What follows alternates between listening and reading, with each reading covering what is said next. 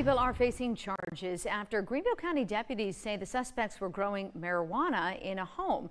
Deputies say they started an investigation Friday after getting a disturbance call on Old Georgia Road involving weapons.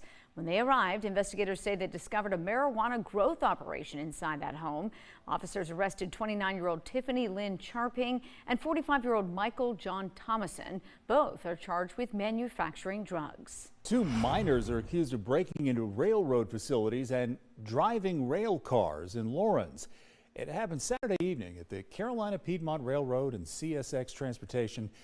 They say the minors started an engine that was connected to two others, drove them around the yard before moving onto the rail line toward Greenville.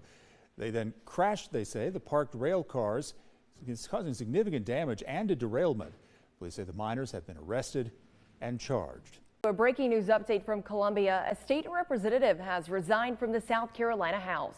R.J. May is currently awaiting trial after being accused of sharing videos containing images of children being sexually abused. May was federally indicted after investigators say they connected him to an account sharing child sexual abuse material through a messaging app called Kik. The app flagged several videos from an account called Joe Biden with 4Ns69. Agents say they tracked that activity to May's home, internet, and cell phone.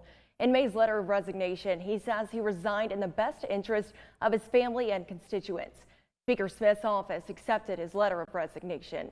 Senator Lindsey Graham was in the Upstate today talking with law enforcement agencies about working with the federal government to arrest suspected undocumented immigrants. 7 News' Julia Keener has that story. What started off as a conversation about local police officers and deputies helping with immigration enforcement turned into a bigger conversation, one that could help local agencies recruit and retain officers.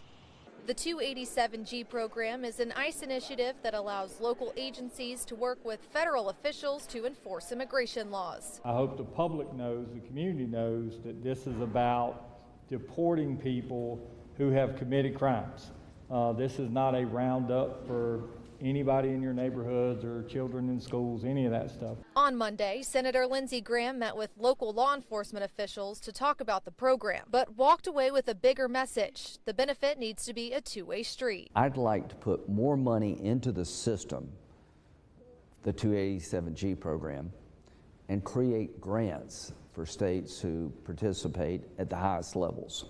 The more you do to help us with immigration, the more you'll be rewarded. Every official there today tells us the same thing. It's the hardest it's ever been to find people willing to work or stay in law enforcement. We're all in dire straits when you talk about retaining quality employees, quality law enforcement folks. Graham's solution: take some of the $1 billion from Trump's One Big Beautiful bill and use it to get more agencies on board with the federal program. The best thing America could do right now is to incentivize local law enforcement to help the federal government with a terrible illegal immigration problem.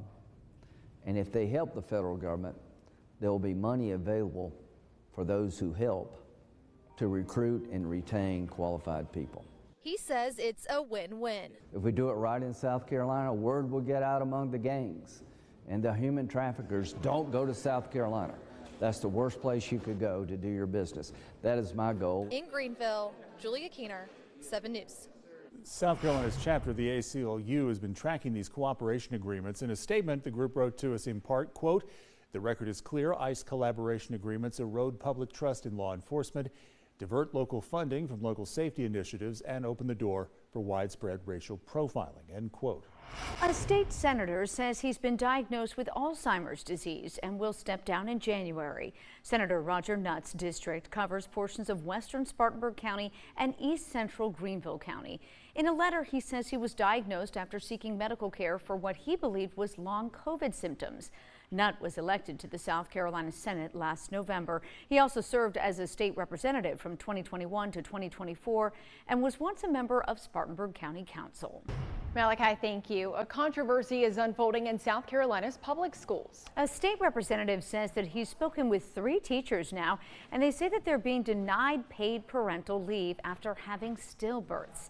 7 News State House reporter Caroline Yaffa has the details. In South Carolina, State Representative Neil Collins says some teachers who experience stillbirths are not receiving paid parental leave, which he believes is against the law. In 2023, state lawmakers passed a bill giving public school employees who are also the birthing parent 6 weeks of paid parental leave.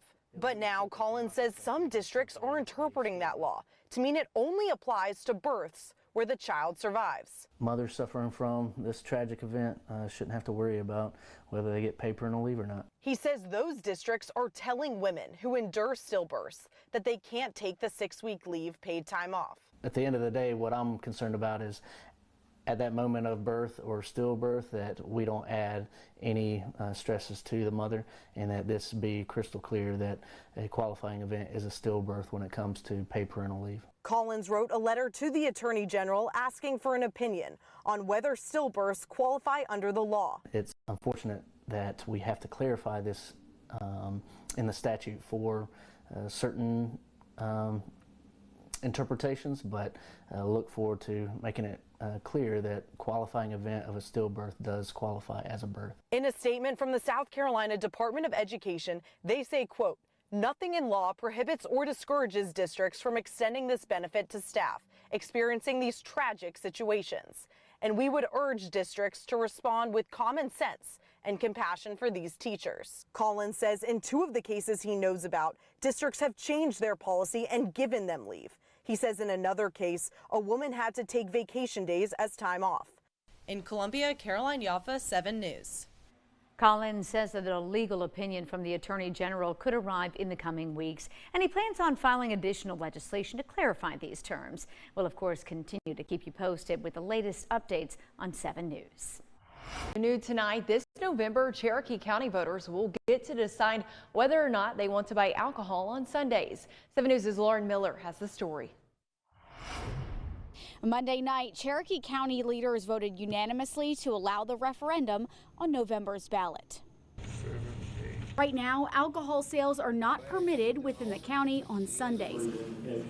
But that could change, according to Ken Moon, a member of the Cherokee County Development Board. It'll allow them to get permits to sell alcohol in, now when I say alcohol, I mean like beer and wine. Because it only applies to beer and wine, and it only applies to businesses outside Gaffney city limits.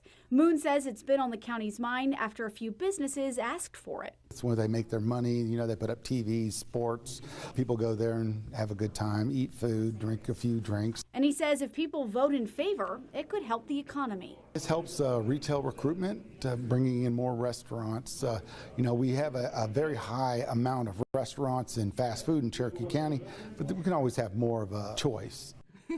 Danielle Horde, who lives in Blacksburg and works at a local liquor store, believes people in town would like it. It's basically known as a dry county. So on Sundays, anybody that sells like beer, alcohol on Sundays, whatever, they have to go to like Grover, York, Gaffney to buy because there's no beer sales at all on Sundays. She thinks it might help businesses too. I think it could be a good thing to bring in more revenue because, like I said, with the residents of Blacksburg, we call Harry's Food Mart the Quick Quack. Even the one there, 7-Eleven, Food Line, you go there on Sundays, their beer coolers are like either completely locked with chains or the beer cooler lights are turned off.